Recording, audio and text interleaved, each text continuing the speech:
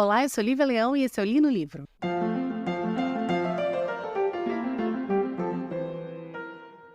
Então, antes de começar o livro de hoje, eu queria conversar com vocês sobre os episódios especiais de Contos de Fadas de quinta-feira. Esses episódios, eles estão indo muito mal na audiência. Muito mal mesmo, assim. Não sei se é porque a galera não tá acostumada a ter toda quinta-feira episódio, não sei o que tá acontecendo. Mas tá indo muito mal. E então eu vou pedir encarecidamente que você, se você escutou os episódios de quinta-feira, tá gostando, vai continuar escutando, por favor, me ajuda compartilhando esse episódio nas suas redes sociais. Tem qualquer agregador, um botãozinho ali de compartilhar, você clica, manda pro WhatsApp, publica no Facebook. Não, Facebook ninguém tem mais, mas tipo, sei lá, publica no TikTok, publica no Instagram, enfim. Compartilhe nas redes sociais e compartilhe com seus amigos, tá bom? Isso, por si só, já me ajuda muito. Enfim, o episódio de hoje vai ser sobre o tão famoso e muito, muito legal Entrevista com o Vampiro, o livro. E no final do episódio a gente vai conversar também sobre as suas adaptações. Eu não ia conversar com vocês sobre o seriado, mas porque eu só assisti 4 episódios. Mas eu acho que tem como desenvolver ali alguma coisa sobre o seriado, mas a gente também vai falar muito mais sobre o filme de 94, que eu já adianto que eu amo esse filme, tá bom? Entrevista com o Vampiro foi escrito por Anne Rice, ou para os íntimos, Ana Royce, nascida em 1941, falecida em 2021. O nome real dela era Howard Allen Frances O'Brien, uma autora de literatura gótica e erótica americana, e que no final da vida também escreveu ficção bíblica. O que eu acho que anda de mãos dadas com literatura gótica e erótica, tá? Ela nasceu em New Orleans, era católica na infância, porque a família dela é irlandesa, né? Tipo, de raiz irlandesa. Então, eles eram católicos na infância e na adolescência, mas ela vira agnóstica na vida adulta. Embora ela mesma fale que ela era uma mulher, no fundo, bem conservadora. Ela se muda com os pais e as 3 irmãs para a casa da avó materna, ela ainda era bem pequenininha. E essa avó vai ser uma grande influência na vida da Anne, porque a mãe da Anne era alcoólatra. Então, meio que eram 4 meninas, a mãe é alcoólatra, o pai não vai fazer nada. Então, quem estava realmente ali sendo porto seguro dessas crianças era a avó. Essa mãe que vai batizar a Anne com os nomes masculinos, né, que é Howard e Allen, que geralmente são nomes masculinos, na verdade. Mas quando ela vai para a escola, a freira, porque ela vai fazer escola católica, fiz escola católica. A freira, assim, no primeiro dia de aula, pergunta assim pra ela, qual é o seu nome? E ela mete um Ana, Anne. E ela fica pro resto da vida sendo conhecida como Anne. Rice não é dela, Rice é do marido, tá? Stan Rice. Na adolescência, a mãe vai falecer, o pai vai colocar as 4 filhas no internato, que a própria Anne Rice, já mostrando aí sua raiz gótica, vai descrever esse internato como saído diretamente de Jane Eyre. Depois de um tempo, o pai vai se casar novamente, ela vai se mudar para o Texas, ela vai entrar, né, para Texas Women's University, e depois ela vai para North Texas State College, mas ela vai sair por causa de falta de dinheiro, ela não era uma mulher rica, né, não vem de família rica. Passa-se o tempo, ela vai para São Francisco, arruma um emprego e entra numa universidade de lá. Com o tempo, ela vai casar com Stan Rice, que é um cara que ela conheceu na escola, ainda no Texas. Ela vai ter filho e em 1976 ela escreve o primeiro livro, que é esse que eu estou resenhando hoje, Entrevista com o Vampiro. Esse livro, ele tem um momento trágico na vida dela. Ela tinha uma filhinha, a primeira filha dela, acho que era Michelle o nome. Ela, com 4 anos, é diagnosticada com leucemia. Ela luta contra essa doença por 2 anos, mas com 6 aninhos ela vai falecer. E ela, a Anne, fica num período de luto muito pesado, ela, por sinal, flerta com o alcoolismo também, que nem a mãe. E até que ela resolve canalizar essa tristeza toda para a escrita. E é quando ela vai fazer primeiro um conto chamado, que na verdade é um conto baseado num filme chamado A Filha de Drácula, que eu nunca vi, mas que ela fala em entrevista que é um conto que é um filme que ela percebeu que vampiros podem ser figuras trágicas, entendeu? Figuras com sentimentos muito trágicos. E aí depois esse conto vai evoluir para o que a gente tem em Entrevista com o Vampiro. Ela tem um outro filho, que é o Christopher, que também é escritor, Mas, basicamente, o Entrevista com o Vampiro nasce daí. E aqui você já vê que a Anne, ela era uma mulher que tinha um background de leitura muito bom. Porque ela vai citar Allan Poe, Dickens, ela vai citar, assim, uma lista de só cascudo. Autor cascudo como influência para ela. E ela fala que ela volta muito num livro do King que eu nunca li, chamado A Incendiária, em português, que tem até um filme com a Drew Barrymore, pequenininha, que foi adaptação. E ela fala que ela volta muito, que ela fala que é um romance de estrutura perfeita para ela. Então, toda vez que ela tá meio bloqueada, ela volta para esse livro para ler. E aí ela vai entregar como primeira obra dela, que eu sempre falo que a primeira obra é uma obra complexa para o autor e que eu passo muito pano para primeiros livros, porque realmente é muito difícil sair uma coisa impecável. Ela vai entregar Entrevista com o Vampiro, que eu acho que é um livro muito inteligente e um livro muito divertido de se ler. Embora tenha como seu personagem principal, seu protagonista, um dos personagens mais insuportáveis da história da literatura. Eu acho que ele só perde para Natasha de Guerra e Paz, que é uma personagem que, olha, eu quase desisti de Guerra e Paz por causa daquela vagabunda, chamado Louis de Pontdulac.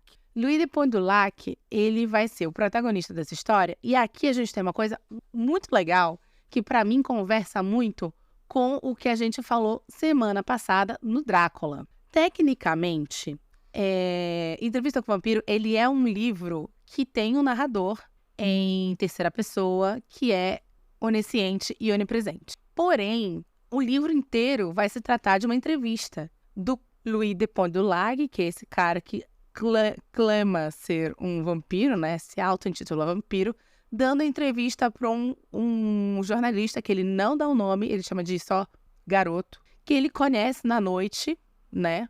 Acho que de Los Angeles que ele tá. E ele dá essa entrevista para esse garoto falando como foi a existência dele de 200 anos como um vampiro. E por ser, na verdade, esse livro, em sua maioria, uma descrição de entrevista, é como se fosse entradas de um diário. É como se fosse um romance epistolar, assim como Drácula era. E realmente, de todos os narradores em primeira pessoa, o Louis vai ser claramente o menos confiável de todos, porque ele passa a história inteira se autoconstruindo, se autodeclamando um herói trágico, né?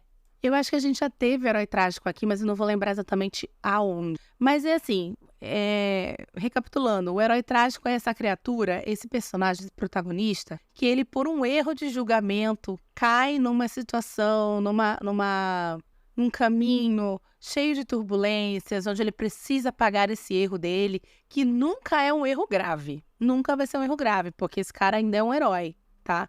Então ele não não cai por vício, não. Ele cai por um erro de julgamento, um lapso em seu caráter, em um momento muito específico, e ele vai passar todo aquele caminho, toda aquela história, pagando pelas consequências desse mau julgamento que foi. E ele é um cara que entende que ele cometeu um erro, e ele é um cara que sabe que precisa sofrer as consequências. Esse é um herói trágico. O Louis, ele vai ser esse herói trágico muito claramente. E ele, por quê? Porque ele tá se falando, ele tá contando a história, então ele está se colocando nessa posição. E aí, em contrapartida, você tem um outro protagonista chamado Lestat de Lioncourt, que o Lestat, ele vai ser descrito pelo Louis como sendo o grande vilão da história. Nada que o Lestat faz é bom. É impressionante. É impressionante. Tudo que o Louis fala sobre o Lestat ou para diminuir o Lestat, ou até mesmo quando ele fala sobre as qualidades do Lestat, ele fala das qualidades do Lestat, em contrapartida, o Lestat sendo um assassino, uma pessoa que não pode ser confiável, uma pessoa descontrolada. É impressionante. Ele tá, assim, é o meu ex falando de mim. Basicamente é isso, é Louis de Pontdulac falando de Lestat de Lioncourt. É isso. Mas, Lívia, do que se trata realmente? Qual é a história de Entrevista com o Vampiro? O que o Louis vai contar nesse caso? Ele vai contar que em 1700, sei lá, vai bolinha, ele era um cara, um dono de uma plantation, o único herdeiro de uma plantation. Ele tinha um irmão, mas ele era o mais velho, uma irmã também, o pai já estava morto. E esse irmão dele vai ficar meio obcecado com a religião e vai meio que se matar. Porque ele vira pro Louis e fala assim, olha, vamos vender tudo e vamos entregar tudo para a igreja. E o Louis dá uma risada na cara dele, obviamente. E aí o irmão dele fica chocado que ele não quer se livrar dessa plantação, essa plantation no sul dos Estados Unidos, onde ele tinha milhares de escravos, e resolve se matar. Aí ele se mata e o Louis fica muito mal, porque ele cometeu esse grande erro, esse lapso de caráter, ele fica péssimo. E ele começa, então, a ter comportamentos erráticos, né? Ele começa a ter comportamentos autodestrutivos e no meio deste caminho ele encontra o maravilhoso Lestat de Lioncourt. E aí o Lestat, que é uma criatura da noite, que é um vampiro, recentemente transformado. Para mim, recentemente é 10 anos, tá? Porque no livro é bem claro que o Lestat, ele é vampiro só há 10 anos e ele tá indo atrás do Louis, ele quer transformar o Louis em vampiro porque ele quer a plantação do Louis. O Lestat, ele não é rico, tá? Ele é branco? É. Mas ele é rico? Não. O Lestat não é rico. Então, ele quer encontrar o Louis, pegar o Louis, transformar o Louis em seu companheiro, porque ele precisa do dinheiro do Louis, que ele tinha muita grana. E o Lestat tá com o pai dele, o pai biológico ainda, por cima, né? Então, ele precisa também cuidar desse velho que, se não me engano, é cego também. Enfim, é exatamente o que vai acontecer. O Louis, por estar perseguindo, flertando com a morte, acaba deixando com que o Lestat entre na sua casa, entre na sua vida e sare de todas as suas feridas. E aí ele acaba sendo transformado em vampiro. Junto com essa transformação, vem então o verdadeiro posicionamento de herói trágico do Louis. Porque ele percebe que o que aconteceu não tem volta.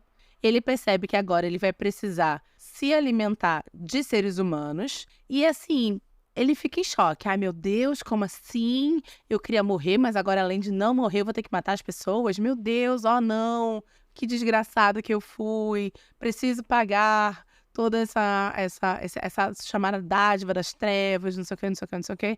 E aí, por onde esse casal, né? Que no livro não existe. Existe, obviamente, um subtexto LGBT, mas não é claro. Ao contrário, no livro, o Louis, inclusive, se diz apaixonado por uma vizinha lá dele, uma vizinha da fazenda dele, da plantation dele e tal.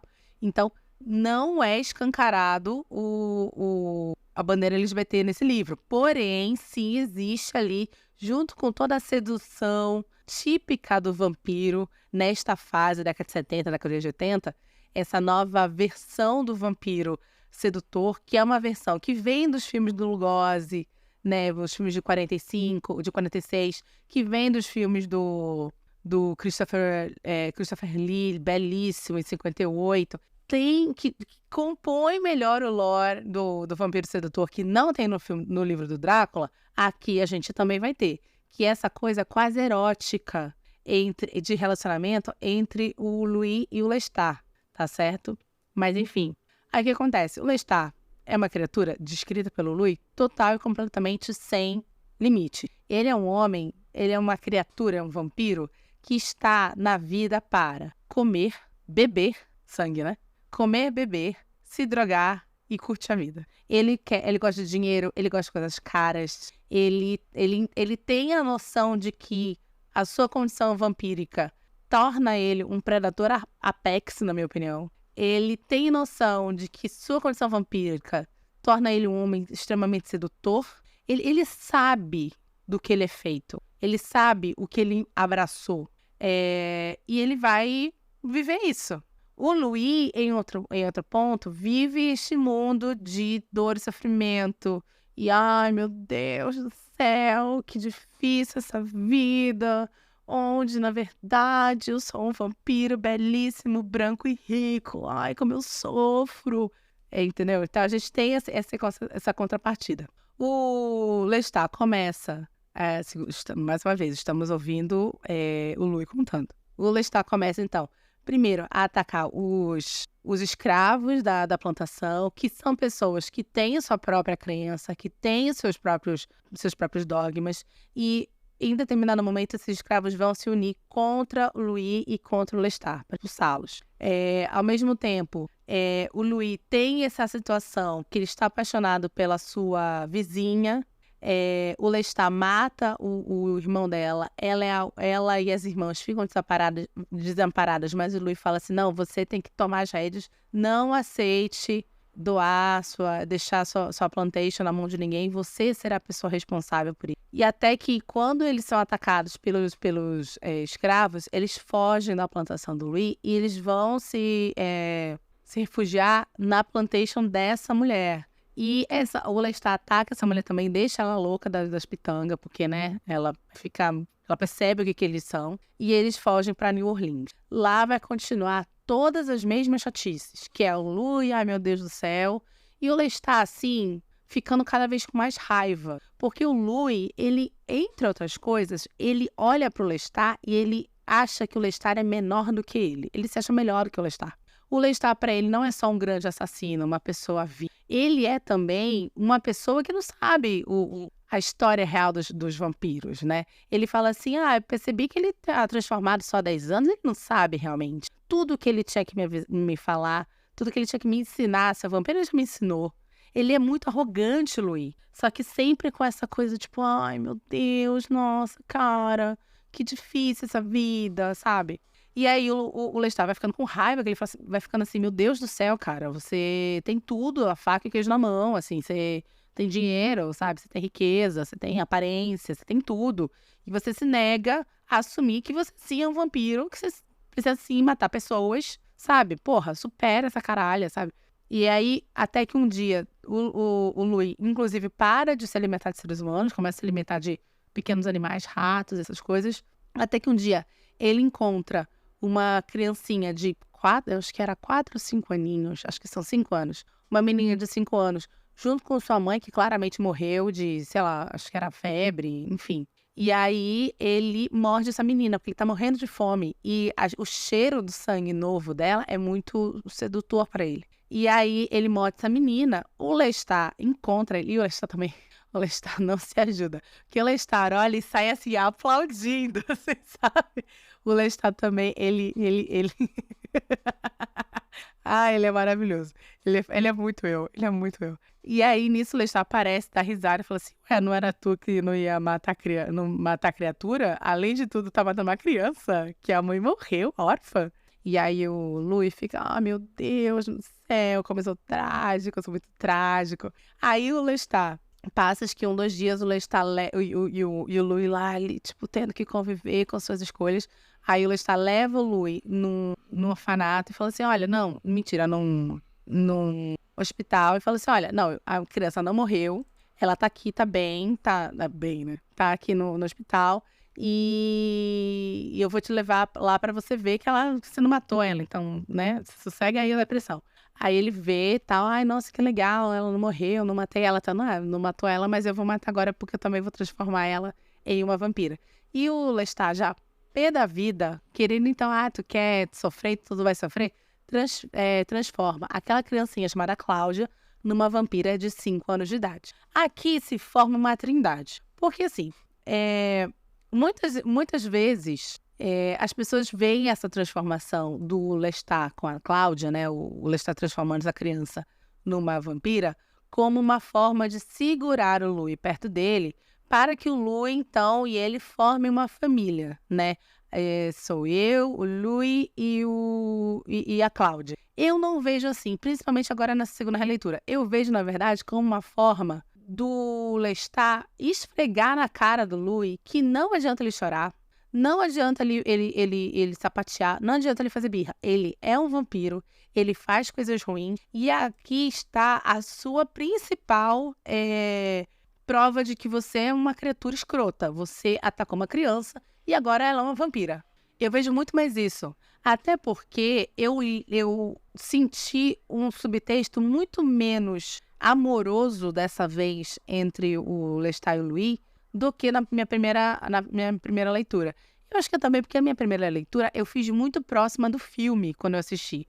E você tem essa coisa principalmente vinda do Tom Cruise, durante a sua interpretação do Lestat, que é uma coisa afetada, que é uma coisa tipo, querido Louis, vamos embora, vamos para New Orleans, entendeu? Então é uma coisa assim, você sente que aqueles dois são um casal. E isso, obviamente, no seriado vai ser totalmente escancarado. Mas no livro eu senti dessa segunda leitura menos isso. Então, para mim, agora ficou muito mais latente que a Cláudia é uma forma do Lestat atormentar o Louis. Em nenhum momento eu falo que o Lestat é um anjo, tá? Ao contrário, o Lestat é terrível. Mas aqui ele só é visto de um ponto de vista muito desfavorável pelo Louis, que é o cara que está narrando. E aí eu comecei a também repensar algumas coisas sobre o Drácula da semana passada. A gente vê o Drácula por um único ponto de vista, que são pontos de vista que são contra ele. E sem citar que o Drácula, ele é um livro que tem um maniqueísmo muito claro. Você tem o mal, você tem o bem. Mas se você for ver direitinho, a única vez que o Drácula deliberadamente ataca alguém é quando ele vai se vingar dos caras lá que estão tentando matar ele através do ataque contra a Mina. Ele não ataca a Lucy para especificamente atingir os caras. Não, ele ataca a Lucy porque ele precisa comer, entendeu? Quando o Jonathan apresenta o Conde pra gente no Drácula, eu já falei, ele é um cara velho, ele é um cara que tá falido, ele é um cara que não tem ninguém ao redor dele. Então eu começo a achar que se você tirar o maniqueísmo daí do meio, você só tem uma criatura que precisa se alimentar, sabe? Você não pede desculpa pro boi antes de comer a picanha, tá ligado? É uma coisa... Enfim, não acho que foi uma boa comparação. Mas é isso, assim, o vampiro ele precisa se alimentar de sangue, ponto. É da natureza dele. E eu acho que isso é uma das grandes coisas do livro da Anne Rice. Você tem o Louis lutando contra essa natureza, algo que ele perseguiu, e você tem o Lestat, ao contrário, abraçando totalmente essa natureza. O que para nós, seres humanos, dentro de uma moralidade, achamos horrível. Mas você não pode pedir que vampiros de milhares de anos, de centenas de anos, tenham a mesma moralidade que a gente, entendeu?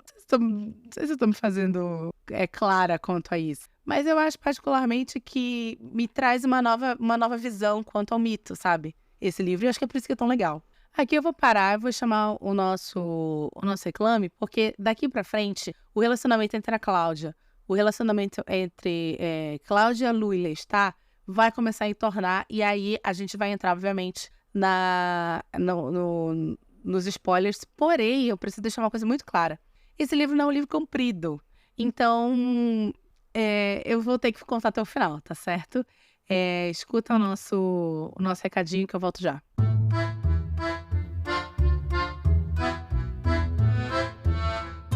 Opa! Já o episódio continua. Mas antes, queria te lembrar que o Li no Livro é um podcast independente e sem patrocínio. Então, preciso da sua ajuda. Clica no botão de compartilhar e compartilha esse episódio com seus amigos e nas suas redes sociais. Me ajuda muito. Obrigada! Pois muito que bem, Cláudia entra na história. Eu amo essa personagem. Se o Louis tá no meu top 3 piores personagens da literatura, Cláudia tá no meu top 3 melhores personagens da literatura. Eu amo essa personagem. Eu acho que ela é uma personagem que entra muito bem na história, sai muito bem na história. Ela é uma personagem que tem muitas camadas, tem muitas questões, e eu acho que é muito bem feito isso no livro. Ela é uma criança, né, uma vampira de 5 anos de idade, que tem, por sinal, aquilo que o Louis não tem, que é esse abraço à sua condição de vampiro. Ela é uma criança que tem muito apreço pelo sangue. Ela, inclusive, sai para caçar várias e várias vezes com Lestat, que é muito parecido com ela nesse quesito. Aliás, eu acho que a Cláudia, em vários momentos, é muito mais filha do Lestat do que filha do Louis. Só que ela tem uma coisa. Ela não cresce. Ela vai eternamente estar presa num corpo de uma criança de 5 anos. E passam-se décadas, né? Décadas. E ela não... E a mente dela envelhece, mas o seu corpo não. Então, acaba que o seu corpo se torna uma prisão e ela começa a se tornar uma pessoa extremamente ressentida pela sua condição. E como ela tem esse relacionamento quase que amoroso com Louis, porque o que ela tem com Lestat, que essa... Aliás, agora, verbalizando, me lembra muito aquela situação da menina, da criancinha, garotinha, que fala pra mamãe assim... Ah, mamãe, eu quero que você morra porque eu quero casar com o papai, sabe? Uma coisa desse nível. É a Cláudia com o Lestat e o Louis. Ela culpa o Lestat de absolutamente tudo e ela olha o Louis como sendo aquele amor romântico dela, sabe? E a mesma coisa o Louis, porque tem até um momento que o Louis fala assim, ah, então, eu amava lá aquela vizinha lá dele da Plantation, eu amava a fulana, mas era só um ensaio para o real amor que eu iria ter um dia na minha vida. E ele fala especificamente sobre a Cláudia nesse caso. Então, tem essa situação deles, desse triângulo, que é uma coisa meio complexo de Electra, né? Aí isso me lembrou um professor meu que uma vez contou, ele era psicólogo, e uma vez contou que uma mãe chegou lá desesperada, porque a filha dela chegou para ela e falou assim, ai, mamãe, eu vou casar com o papai quando eu crescer. E aí a mãe virou para a criança e falou assim, mas filha, acho que eu já contei essa história aqui, mas filha, a mamãe já é casada com o papai. E aí a menininha, sei lá, de 5, 6 anos vira pra ela e fala assim, não, mas você vai morrer, quando você morrer eu caso com o papai. E a mãe ficou desesperada. Enfim, então tem muito isso. O que acontece é que essa criança, que não é mais uma criança, vai desenvolver esses pensamentos extremamente raivosos contra o Lestat, e junto com o Louis, que tá ainda há 50 anos nessa mesma ladainha de ai meu Deus, como o Lestat foi mal comigo porque eu não queria ser vampiro, se unem e resolvem então matar o Lestat, cortam sua garganta e jogam ele num pântano. Eles vivem juntos durante um tempo, só que o Lestat reaparece porque ele consegue se reerguer do pântano se alimentando dos pequenos animais. Aliás, quem ensina isso para o Louis é o próprio Lestat. O Lestat fala assim, olha, não é ideal você sugar sangue de pequenos animais, mas às vezes é necessário. E quem tem que fazer isso é o Lestat. E aí ele vai na casa, tenta matar o Louis e a Cláudia. Na verdade, tenta matar especificamente a Cláudia. Rola um incêndio, Cláudia e Louis saem fugidos para a Europa. E aí, nesse caminho, eles vão atrás de outros vampiros. Porque até aquele momento, o Lestat era o único vampiro que eles conheciam.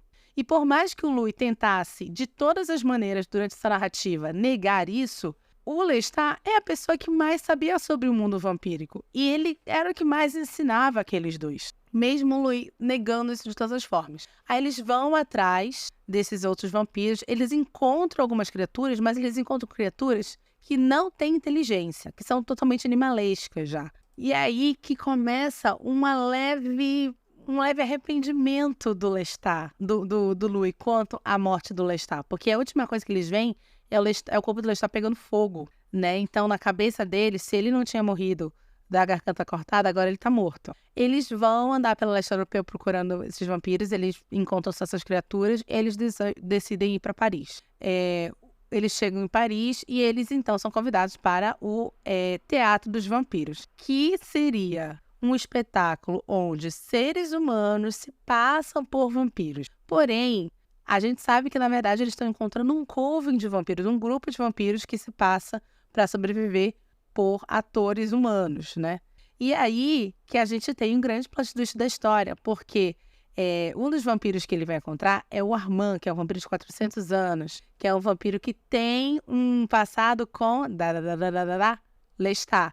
E aí o Louis e a Cláudia, eles são capturados por esse clã de vampiros e são condenados à morte. Aliás, o Lestat tá lá, viu? Uma coisa que não tem no livro, no filme. O filme, você só vê o Armand e a galera do Armand sequestrando o Louis e a Cláudia para julgá-los pela tentativa de assassinato do Lestat.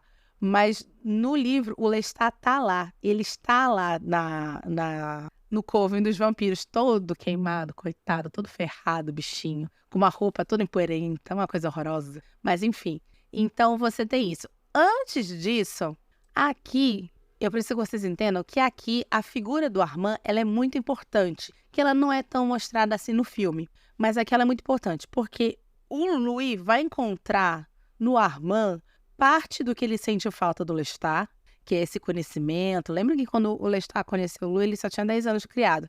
O Armand tem 400 anos, então ele é um vampiro muito sedutor, né? Ele foi, acho que, se eu não me engano, ele foi transformado com 16 anos, então ele tem uma coisa muito jovial, muito sedutora, quase angelical. E o Louis se sente muito atraído por isso. O Louis se sente atraído também pelo fato que ele é um vampiro muito antigo, então ele tem muita coisa a ensinar, que é por isso que eles estavam procurando vampiros no leste europeu, porque eles estavam indo atrás de pessoas que pudessem explicar para eles o que eles são, tanto ele quanto a Cláudia. E aí o Lestat, né, por eles terem feito o que fizeram, não estava disponível para isso, mas agora o Armand estava. Quando a Cláudia percebe que ela está perdendo o Louis, entre aspas, para o Armand, ela pede então para o Louis transformar uma dollmaker, né, que é uma artesã de bonecas, em uma vampira para que ela então faça um coven de 2, né, que é até o que ela diz no seriado, faça um coven de 2, pegue essa mulher e vá embora com essa mulher, libertando então o Louis da companhia dela. E o Louis faz isso. Só que essa mulher, coitada, mal respira, como vampira, já é capturada também. E aí, quando eles chegam lá no Teatro dos Vampiros, eles são acusados de um crime terrível, que seria matar um de sua própria espécie, considerando que tem poucos no mundo. E aí, eles são condenados à morte. O Louis, ele é condenado a ser enterrado vivo. E a Cláudia e a Madeleine, que é essa mulher que o Louis transformou em vampiro, são condenadas a serem queimadas na luz do sol. É importante que a gente entenda que eu amo essa cena no filme, eu acho essa cena fantástica, essa sequência inteira do sequestro até a morte, fantástica. Porém, eu acho que faz mais sentido dentro do livro, porque você tem o Lestat ali, você tem uma eterna dúvida se tudo foi de caso pensado do Armand para ficar com o Louis, porque a gente sabe que o Louis no final não ia conseguir deixar a Cláudia. Então, assim, você não sabe se realmente tinha essa coisa de os vampiros não podem matar os outros. É tudo muito dúbio, porque é uma galera dúbia. E como você tá vendo tudo pelo ponto de vista do Louis, que é um cara que não sabe nada sobre as regras, entre aspas, do mundo dos vampiros, você também não sabe. Então você fica sempre sem saber exatamente quem ordenou o quê, sabe? É muito... Essa parte eu acho fantástica. O Armand resgata o Louis do seu aprisionamento. E quando o Louis vai para tentar salvar a Cláudia, já é tarde demais, ela já virou cinzas. E aí ele encontra um Lestat chorando em cima das cinzas da Cláudia, segurando o vestidinho dela. Então, literalmente, assim, a Cláudia podia ter uma paixão absurda pelo Louis, mas existia, assim, um afeto muito grande do Lestat para com ela. E sim, como famílias, né, gente? Como relacionamentos são coisas complicadas, nem tudo é preto no branco. Existia esse amor entre eles, mas existia também muito ressentimento dela pelo aprisionamento em sua forma infantil, ao mesmo tempo que dele pela armadilha que ela faz com ele. Ela primeiro envenena ele com sangue de morto e depois corta a garganta dele. Porém, ao mesmo tempo, é algo que ele faria, porque os dois são muito parecidos. E eu acho que esse que é o lance da Cláudia, do relacionamento da Cláudia com o Lestat. Eles são muito parecidos, então dois bicudos não se beijam, né? Então eles, tipo, ao mesmo tempo que são muito próximos, são muito parecidos, é tudo farinha no mesmo saco, eles se repelem, assim. Eu acho essa sequência inteira no livro tão boa, é muito, muito boa. Enfim, Armand e Louis vão embora, vão ficar juntos por algumas décadas.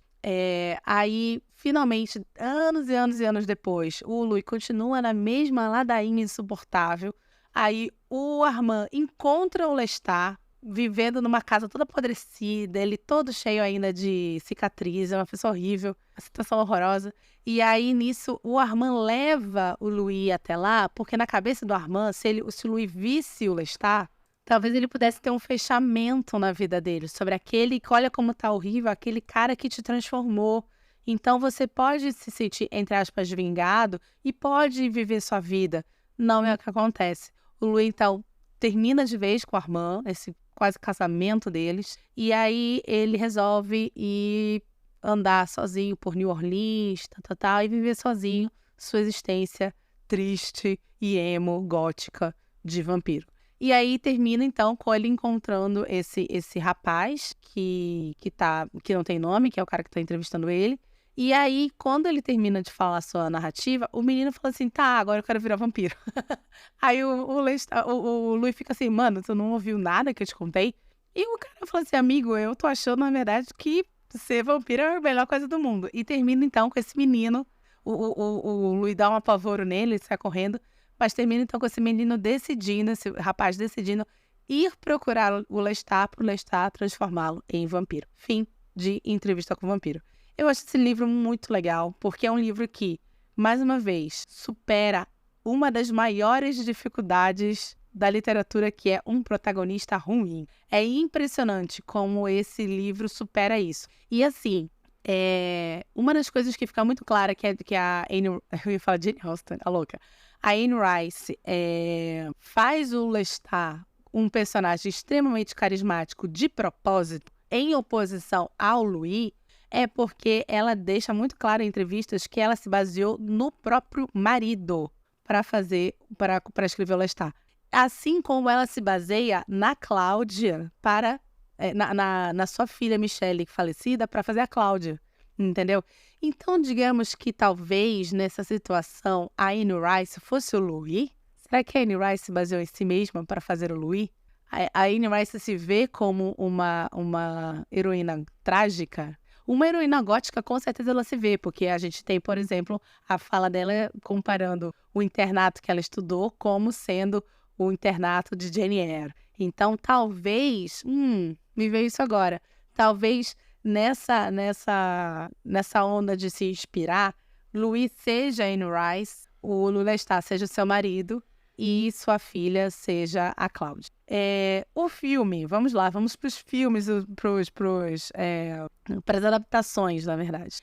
O filme ele foi lançado em 94, feito pelo diretor Neil Jordan, que é um cara, acho que ele é irlandês, se eu não me engano, e ele tem outros 3 filmes que eu adoro. O primeiro é um filme de 84 chamado Na Companhia dos Lobos, que é uma livre adaptação, bem livre, tá? Adaptação de Chapeuzinho Vermelho, que este filme é fantástico. Eu lembro que eu assisti quando eu era criança, perdido, assim, num desses canais que ninguém assiste da TV a cabo, e eu fiquei enlouquecida. Eu amo esse filme, é maravilhoso. Ele tem um outro filme de vampiro chamado Byzantium, que eu acho muito bom também, que é a história de 2 vampiras. E ele tem um que eu amo de paixão, com o Cillian Murphy, chamado Café da Manhã e Plutão. São 3 filmes do Neil Jordan que eu amo, acho todos os 3 fabulosos. E ele faz Entrevista com o Vampiro. A Anne Rice, se eu não me engano, eu não sei se ela foi consultora ou se ela tem dedo também no roteiro, mas é um roteiro muito próximo do que é o livro, com algumas alterações. Por exemplo, você não tem o irmão do Louis que se mata, né? Você tem, na verdade, a morte da esposa do Louis, já estabelecendo de cara que ele é um cara hétero, embora eu não concorde. Você tem o ataque do Lestat como sendo uma coisa muito menos sem consentimento, que torna mais a transformação do Louis de uma forma mais culposa. Culposa não, dá uma maior culpabilidade ao Lestat sobre a transformação do Louis. Você não tem o Louis com a Armand, você não tem o Lestat no Teatro dos Vampiros, você não tem várias coisas. Mas, assim, o corte da história tá ali, né? E eu particularmente acho que esse filme é um marco, cara. Porque se você for ver, esse filme só tinha a creme de la creme dos galãs da década de 90. Você tinha Tom Cruise, assim, que até hoje eu acho ele uma loucura de lindo. Meio doido. Não sairia com ele, mas maravilhoso. Aliás, a Anne Rice não gostou no começo, né, da escalação do Tom Cruise. Ela fala que ela sempre imaginou o Lestat como uma criatura meio Rutger Hauer. Quem não acharia, né? Maravilhoso Rutger Hauer. Mas ela não gostou muito e no final ela pede desculpas pro Tom Cruise. Ela fala assim, não, realmente ele foi muito bem. E eu acho que é um dos melhores papéis do Tom Cruise, assim. Ele tem nuances de atuação que ele não vai ter mais em nenhum outro filme. Então, tem Tom Cruise fazendo Lestat. Você tem Christian Slater fazendo o jornalista, que era tipo mega colírio e capricho da época. Você tem o Antônio Bandeiras. Meu Deus do céu. Antônio Bandeiras, assim, nossa, meu Deus, até hoje, maravilhoso. fazendo Armand. Não tinha nada a ver, gente. Assim, um dos piores casts da história é Antônio Bandeiras fazendo Armand, porque ele não tem nem o branco dos olhos da descrição do livro, mas, mais uma vez, dentro do conceito da década de 90, onde vamos chamar os homens mais lindos dessa época, ter o Antônio Bandeiras fazendo exatamente o vampiro que vai ter uma sedução ao Louis, a ponto dele talvez de largar a Cláudia, é muito, muito, muito bem sacado. E aí você tem o que muita gente acha belíssimo, eu não acho, e também acho um péssimo ator, que é o Brad Pitt. Eu não acho o Brad Pitt bonito, nunca achei. Sei lá, tem alguma coisa na cara dele que me é estranha. Não acho o Brad Pitt bom ator, eu acho que o Brad Pitt ele é um ator de exageros, né? Então, se você tem um filme que tem uma linguagem de exagero, que tem solicita um exagero em termos de atuação, talvez ele vá bem. Que é o caso, por exemplo, dele em Bastardos Inglórios, que é quase uma sátira aquilo ali, né? Ou você tem ele em Trem-Bala, que é tudo too much, assim, sabe? É muito corte, é muita cor, é muito CGI. Então, eu acho que esse tipo de projeto, ele consegue entregar ainda uma atuação. Agora, não é um bom ator, porque, pra mim, isso aqui é opinião, tá? Bons atores, acima de tudo, eles trabalham muito bem no mínimo, né? Eles trabalham muito bem na sutileza. Algo que Brad Pitt não tem. Brad Pitt não trabalha na sutileza. Então, não acho um bom ator.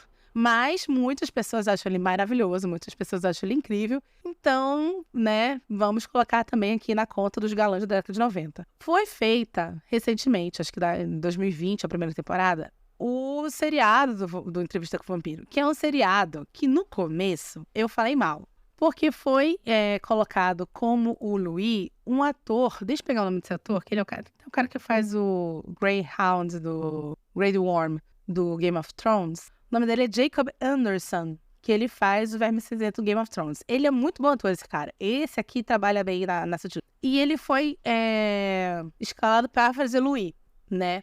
E aí, quando ele foi escalado para fazer o Louis, eu pensei assim, será que eles vão, então, explorar uma temática de um outro livro da Anne Rice chamado O Dia de Todos os Santos no Brasil, que é uma temática a respeito do que desculpa o meu francês, eles chamam de Jean de cor libre, que seria uma coisa assim, pessoas de cor livre, que lá no sul dos Estados Unidos, são pessoas de cor que seriam descendentes de africanos, descendentes de espanhóis, haitianos, tal, que não eram escravos. Eles eram, em sua maioria, miscigenados de grandes senhores, donos de plantação, com escravas, e eles eram livres. Então, eles tinham dinheiro, alguns estudavam. Claro que existia ainda assim uma tolerância, né? Uma separação entre eles e os europeus mesmo, os brancos, mas existia ali, por causa do dinheiro e por causa da liberdade, uma convivência dessas pessoas com as pessoas brancas dentro da sociedade. Ela tem esse livro chamado O Dia de Todos os Santos, que eu nunca li, mas eu vi a adaptação e achei muito bom. Me deu vontade de ler O Dia de Todos os Santos. E aí eu pensei assim, nossa, será que eles vão fazer isso com o Louis? Eles vão trazer uma temática dessa para o Entrevista com o Vampiro? Lembrando que isso, a maioria se passa em New Orleans. Só que não, eles falaram assim, não, a gente vai fazer o Louis ser um cafetão. Foi assim que chegou as primeiras notícias aqui. E aí eu fiquei muito chateada, porque eu falei assim, porra, se você tem uma temática que pode ser muito bem explorada, até já foi explorada pela própria autora, que são esses negros com dinheiro, miscigenados com dinheiro, no sul dos Estados Unidos, você não vai trazer isso, mas você vai trazer um ator negro pra fazer um cafetão, porra, mano, é sacanagem, tá ligado? Só que eu paguei minha língua, porque na verdade o que eles fazem eles trazem a história de 1700 e poucos para a virada do século, por volta de 1905, 1910, para a virada do século, e eles fazem com que o Louis seja um homem de negócios negro em New Orleans, porém, ele não é dono de plantation, ele tem vários negócios e ele tem, inclusive, algumas casas de prostituição, mas era assim, no seriado, é um homem que tem uma pluralidade muito grande de negócios, inclusive negócios que dominam a cena de jazz e a cena negra de Nova Orleans. E aí, pra mim, faz sentido. Mas não é isso que eu acho mais legal nesse seriado. Isso, mais uma vez, só vi 4 episódios da primeira temporada. O que eu acho muito bom nesse episódio é que eles melhoram muito, muito o personagem do Louis. Eles melhoram em dois momentos, em duas situações. Primeiro, eles voltam com o irmão, e a morte do irmão gera, então, uma rejeição da mãe para com o Louis, que no livro é muito sutil, mas existe. E eles escancaram de vez o cunho LGBT do relacionamento do Louis com o Lestat. O Louis e o Lestat, inclusive, têm relações sexuais antes do Lestat realmente transformar o Louis. Então faz muito mais sentido essa transformação e quebra essa coisa do herói trágico de ai, meu Deus, ai, eu fiz uma besteira na minha vida, agora eu vou ter que pagar para sempre, sabe? Isso quebra, isso faz muito bem pro personagem. Porém, eles vão fazer uma coisa que eu não gosto, que é a adaptação do personagem da Cláudia. Que agora ela não é mais uma menina de 5 anos, ela é uma menina de 15 para 16 anos. E aqui, tem uma hora que eu entendo, tem uma hora que eu não entendo. Porque, por exemplo, o Denis Villeneuve, quando ele fez a adaptação de Duna, que foi pro cinema esses últimos anos, ele cortou um dos meus personagens favoritos da história, que é a Lia Atreides. Porque a Lia é uma criança de 7 anos que é senciente, fala muito bem, inclusive comete um assassinato. E ele falou que ele decidiu retirar esse personagem porque estaria entre o bizarro e o engraçado ter uma criancinha assassina. Você tem isso, por exemplo, na primeira adaptação de O Cemitério Maldito do King, né? Aquele menininho de 3 aninhos aí saindo matando o adulto. É uma coisa entre o bizarro e o engraçado. E o Denis Villeneuve fala que não queria arriscar ser engraçado, então ele resolve retirar. Na adaptação de 94, eles deixam a criança um pouco mais velha. Eu acho que a Kristen Dunst tinha 12 anos quando ela fez o filme e ela faz uma criança de 9. Então, eles vão colocar mais 4 aninhos, que, gente, pra criança faz uma mega diferença, tá? 4 anos. Então, de 5 ela sobe pra 9 e eu acho que eles conseguem dar o tom perfeito pra personagem. Esse tom dessa agonia, desse ressentimento crescente e tal. Quando eles fazem isso com a Cláudia aqui, quando eles colocam ela para ter 15 anos, ela perde aquele lance do relacionamento entre ela, Lestat e Louis. Eles perdem isso. Eles perdem essa coisa dela estar tão presa num corpo frágil, um corpo impotente, para uma criatura que é uma assassina natural. E aí, eles vão para um lance do tipo assim, ela se envolve com o menino, eles vão transar pela primeira vez, ela não se aguenta, morde, ele mata.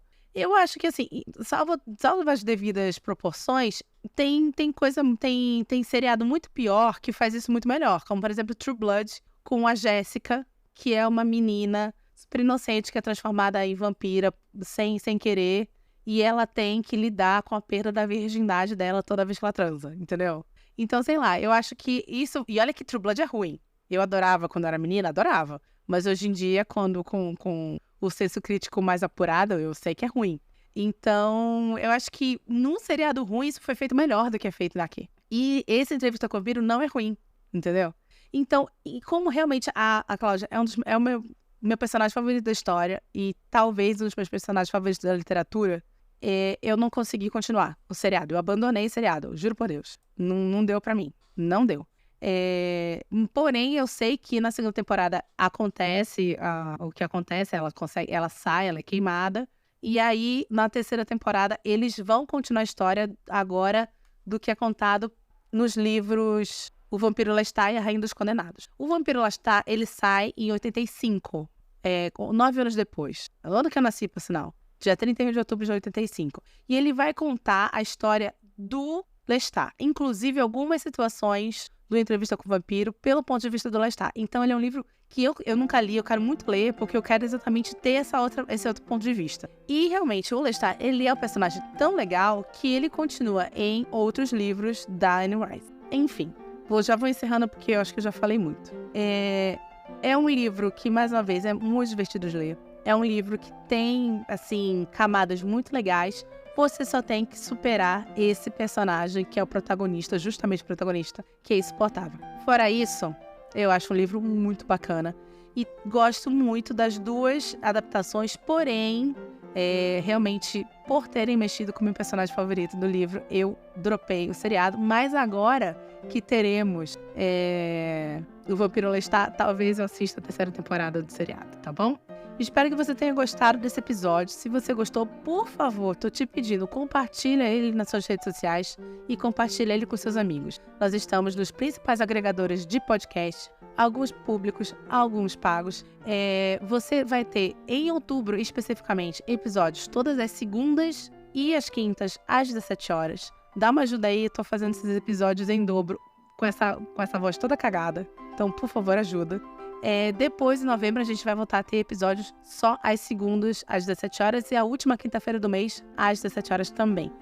Se você achou que tem muita referência nesse episódio, você queria saber um pouco mais sobre essas referências, vai lá no meu Instagram, @liviamulder, que toda quarta-feira eu posto um post com todas as referências do episódio de hoje, tá certo? Espero que você tenha curtido. Meu nome é Lívia Leão e esse foi o Li no Livro.